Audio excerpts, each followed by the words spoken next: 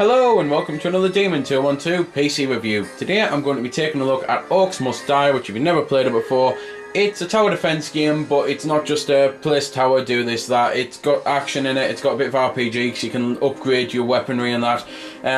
I'll start with the shield on the screen, which says Manage Downloadable Content. The Knight of the Order is what I got pre-order wise. Orc Slayer, I honestly don't know what it is. I've just seen it here when I've started the vid. I don't know when it came out or why I was giving it free, because it seems to be free. Maybe it's just I've unlocked something and it's went there. So either way, this, probably for the first time in a review, I'm going to show off something for the first time for the both of us, because I haven't got a clue what it is either.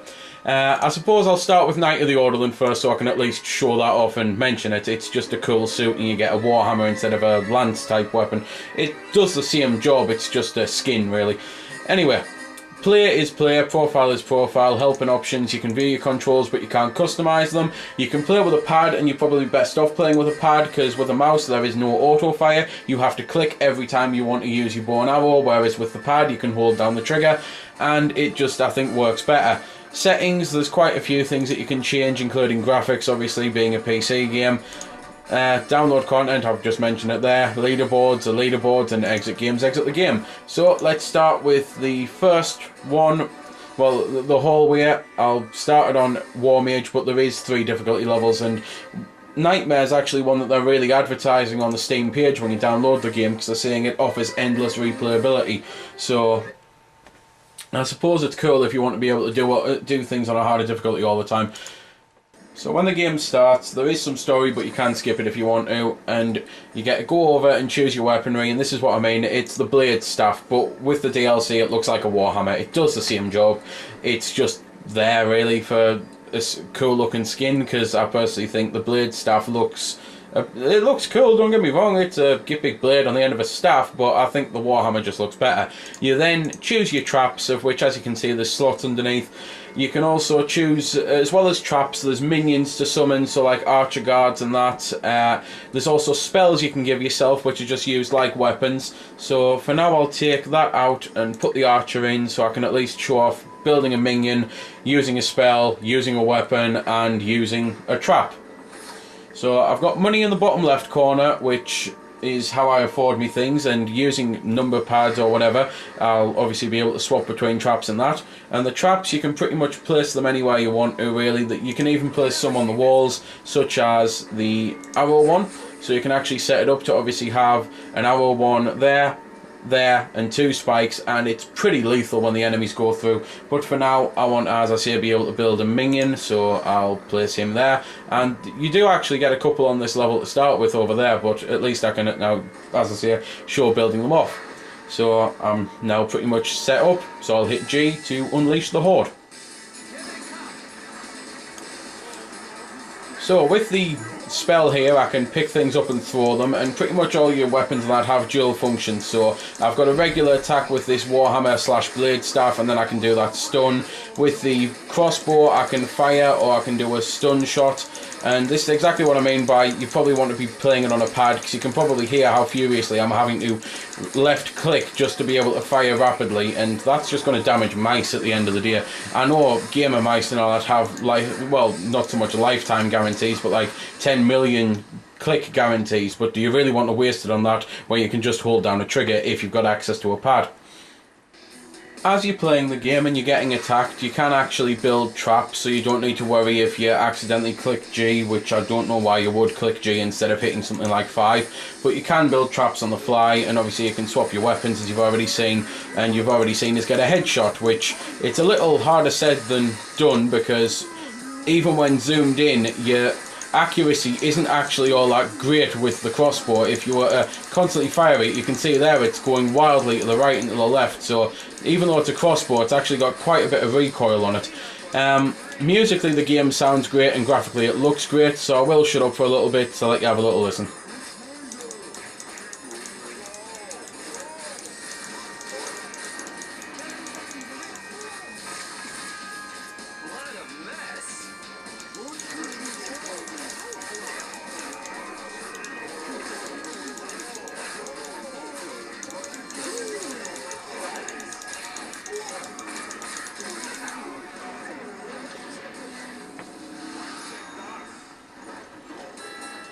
So that was a bit of the music, and it was also me dying, which does actually serve a purpose on this, because being a tower defense game, you've got a limit to how many bad guys you can let past, and you do actually, when you die, lose. It said there I lost 5 points, so you can die on the game and come back, but it's very costly, so you're probably best off not doing it and trying to set it up better and restart the level to get a perfect score, so that way you unlock skulls to be able to upgrade things.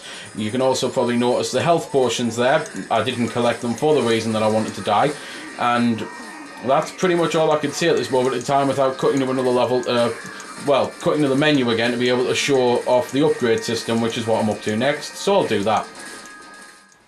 Here we go then, at the menu. I'll first up mention, before upgrading anything, just a few basics about the game. So for those interested, there's 24 different fortresses to fight on, so 24 levels basically. There's 6 different weapons and spells to be able to use. There's 19 different traps and minions to be able to get and summon, but again, things might be added as DLC obviously, so if they add new traps and new levels and that, I'll probably show them off. If it's just new skins, I won't bother.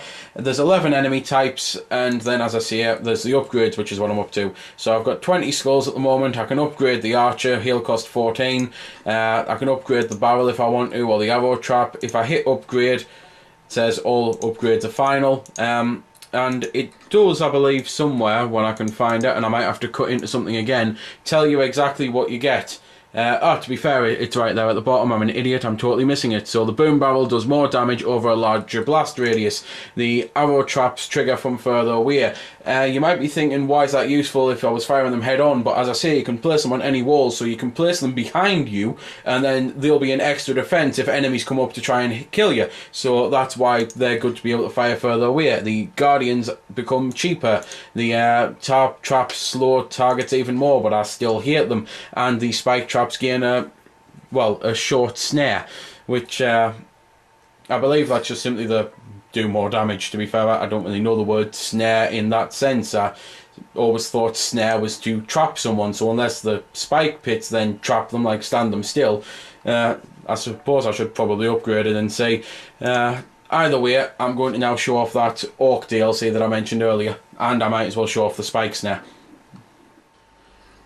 So this is the Orc Slayer then. It's actually quite a cool looking outfit, and I really don't know where the hell I got it from. I'm probably going to have to find that out and put it up as an annotation, because I don't know if it was DLC and was free, but I do not remember getting this. I'm now actually quite happy that as well, though, because it really does look cool. It's probably the best costume I've got at the moment. Anyway then, and I've also upgraded the spike traps, so I'll just quickly pull them out. For now it doesn't really matter what I'm getting. I haven't shown the barrel off, I haven't shown the crap tar off, so I might as well show them. Right then. So I've set them up then, and as you can probably see, the green, well, the spikes now have green over the top of them. However, these enemies can manage to run straight past the spikes pretty much. They're incredibly annoying. I'll at least be able to show off the barrel as well, because the barrel, you can pick it up if you want to and drop it in places, and it basically explodes when enemies come after it or up to it, and if they don't hit it, you can hit it, just like that.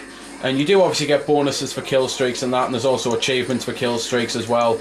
And that's pretty much all I can say about the game. I love it, I really do. I think it's the type of game that I will find myself playing for many and many, well, day in the future really. I'll probably end up getting every bit of DLC. I'll rebeat every level on the hardest difficulty level just to say I've done it, because I absolutely love these sorts of games. So if you like tower defense, action-y, RPG style games, give the demo a go. Right then, you may be wondering, thinking, well, there's nothing else left to say, but to quickly explain, I usually record these ages before Panda gets the time to edit them, because Panda works a full job. So sometimes, every now and then, and this is one of those cases, the DLC that I've been mentioning, or an update or something like that, actually comes out before the video gets edited. So rather than doing 2 videos, things just get chucked onto the end. So, this is just a little extra to show off the Artifacts of Power DLC, which gives you the Shock Zapper, the Vampiric Gauntlets, the Floor Scorcher, and the Alchemist's Satchel. And I'll show obviously both of them off. I'm also going to show the Blade Staff, because in doing this I can show off the standard costume, which I realised I forgot to do last time, and I can also show off using the pad. So, just like I said before, you can auto-fire with the pad when you hold the trigger down, whereas you can't with the mouse, which I'm currently doing there, and as you can see I'm holding it down, no difference.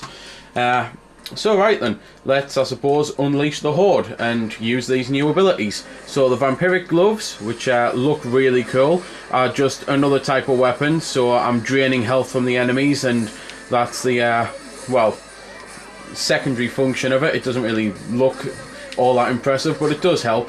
The satchel, whatever, I can't remember what it's called now, but the satchel allows me to throw acid in their faces, and I'll probably have to wait now until I've earned some money to be able to build a load of the new traps, and probably have to wait until the end of the wave. So, seeing as I've just died, I'll just cut into where I've got some of them set up already. So, I've got the new traps in place. As you can see, one of them zapping them, and the other one every now and then will come up and scorch them. Anyway, just to quickly go back to the weapons. The Vampire Gloves, they drain your mana to refill your health, or you can swap it around by pushing the alternate thing and fill your mana up, which, as I say, it can be helpful, because if you've got no mana and there's a health potion there, you can just use that. The secondary weapon, well, secondary function for the sacks, whatever they're called, the satchels of acid and that, just detonates them, so you can either set them up for the enemies to walk into them and that, or you can detonate them and things. It's definitely the best new weapon, and much as I think probably the shockers are probably the best new trap, I'll still put another burner there though, and another one there, so you can at least see them working properly, because I know I didn't get to show them off all, well, as best as I would have hoped to have done so. So here we go. Yeah, they're pretty sweet. I definitely like them. I think for the price, $159 with the 20% off, considering you get 4 items and 3 of them are really, really good, and one of them's still pretty damn useful and pretty damn good, to be fair. I think it's priced well. I don't think they've exactly took the piss or anything like that. So, that's everything I can say other than now, and until next time when there is some more DLC released and there's another video. To be fair, there is one other quick thing I can say, just because people will probably be wondering. The new DLC traps can actually still be upgraded, which is cool.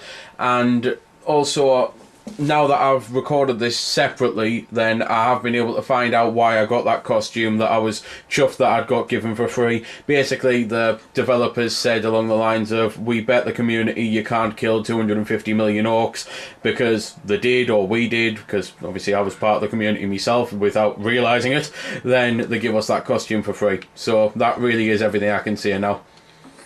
So there we go then. That's been the review. I hope you found it helpful. I don't score the games because that's based purely on opinion, so instead I'll leave you to make your own mind up. So thanks for watching, and if you've got any questions about the game that I didn't answer in the vid, or that hasn't been answered in the comments, then feel free to ask and I'll help if I can. Also, if you did find it helpful, don't forget to check out my channel, because there's plenty more like this up there, and don't forget to subscribe because there'll be plenty more to come as well. So until next time, this has been Demon212, signing off.